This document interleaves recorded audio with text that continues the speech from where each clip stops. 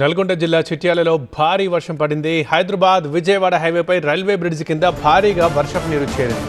దీంతో వాహనదారులు ఇబ్బందులు పడుతున్నారు.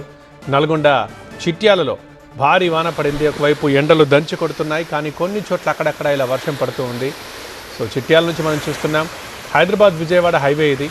ఇక్కడ గట్టిగా వాన పడింది. దీంతో రైల్వే బ్రిడ్జి కింద భారీగా చేరింది వర్షపు నీరు. దీంతో ఇబ్బందులు పడ్డారు వాహనదారులు. చూస్తున్నాం మన విజయాలు.